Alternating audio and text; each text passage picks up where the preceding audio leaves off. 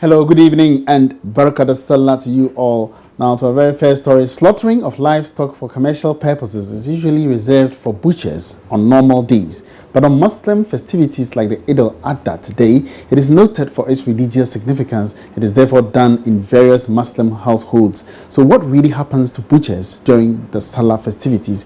Kukua Apia has been finding out from the Malamata market in Accra what happened to butchering business during the Eid al-festivity.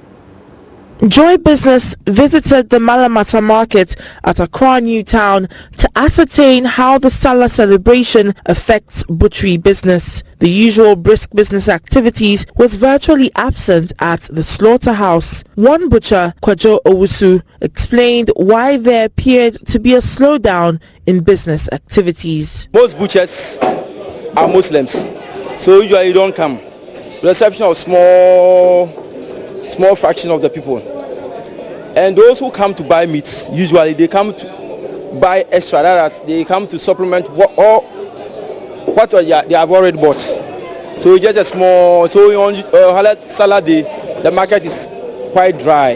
After one, all of us left because there is no market, and you have to go and take care of our basic things at home. Another butcher was unhappy about the low patronage of meat during Salah. In this Salah, the business is not going on here because, sake of the Salah, those who buy our meat for us, they went to break. They won't come unless they break before they'll come and buy the meat for us. I'll close early because I'll close by at least from one going there. I have to close because the people are not coming at all. So whilst festive seasons usually bring business to many traders, it appears same cannot be said for butchery business, especially on Salah Day. Kukwapia for Joy Business. Now, MTN Ghana, the leading telecommunications service provider, has announced it is making a total payment of 13.4 million Ghana cedis in interest to over 6.2 million mobile money customers.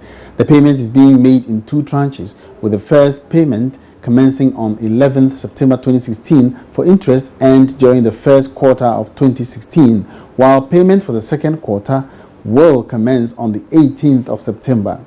According to a statement issued in Accra, the breakdown for the total 13.4 million Ghana cedis comprises 5.88 million Ghana cedis for the first tranche and 7.16 million Ghana cedis for the second tranche. The statement said that interest distribution for quarters 3 and quarters 4 will be communicated to customers in due course. The payment plan is in line with the directive by the Bank of Ghana.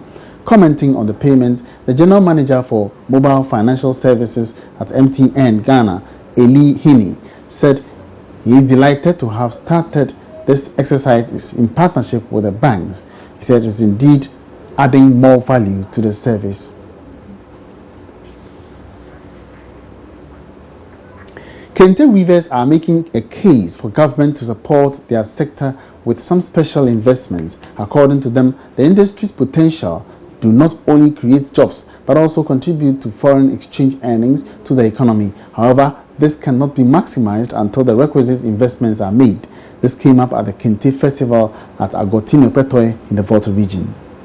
This year's edition of the Kente Festival was under the theme Projecting Cultural Values of Kente for Unity and Development. The Minister of Culture, Tourism and Creative Arts, Elizabeth Ofosu Ajari, emphasized the need for the youth of Agotime Petoe to contribute their quota to developing their local economy rather than migrating to urban areas in search of greener pastures. It is worth noting that the Agotime traditional area is well endowed with tourism resources, a vibrant culture, a thriving creative arts sector, and a warm, hospitable people. It is my hope that you would support the Ministry of Culture to develop the attractions in your area. Nene, distinguished ladies and gentlemen, allow me the opportunity at this point to make a passionate appeal to the youth of Agotime not to leave the traditional area to the urban areas in search of non-existent jobs. The youth can make a living by engaging in agriculture and kente weaving, both of which are creative ventures in this community.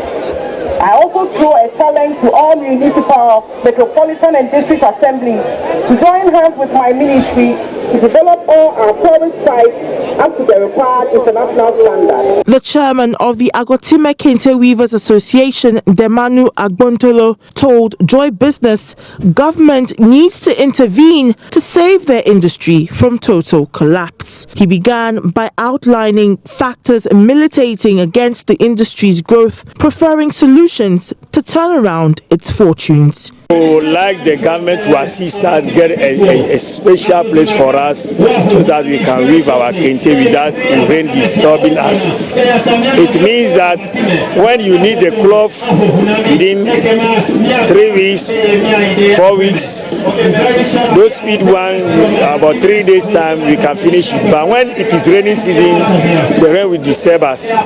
In fact, kente is something that a lot of money go inside. And we would like the government to assist us, because when you go to the bank, you collect loan, the kind of interest and the system, it will help you as a kente weaver.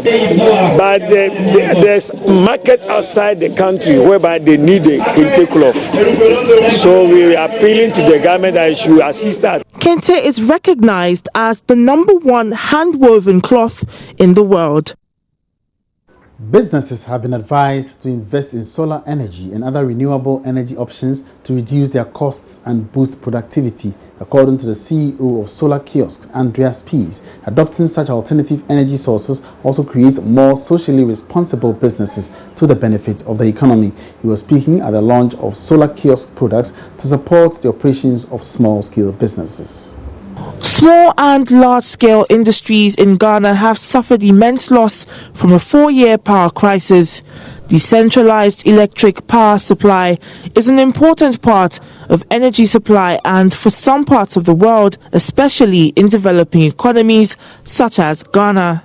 The Solar Kiosk provides energy products and services to rural off-grid communities in several African countries to provide off-grid regions with sustainable energy that will go a long way to increase productivity. The kiosks, which operate in 10 different locations around the country, are assembled in Ghana and targeted at small-scale business owners. Speaking at the launch of the Solar Kiosk Ghana, CEO of Solar Kiosk Andreas Pease explained the importance of renewable energy to the productivity of small-scale and large-scale businesses.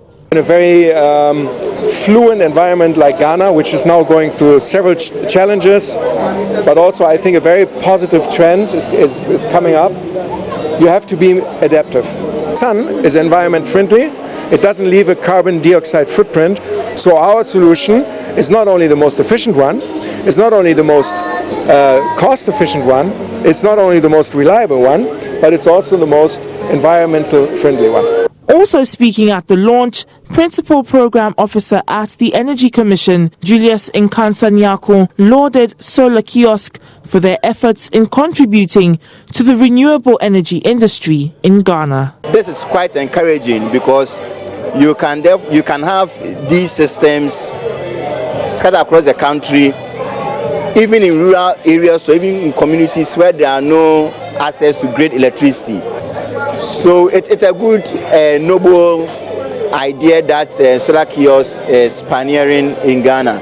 In a world that cannot function to its full capacity without reliable power, renewable energy and projects like Solar Kiosk are imperative to the development of developing economies such as Ghana. And that's all in business. My name is Emmanuel Abuajiri. For more stories coming up, don't go away.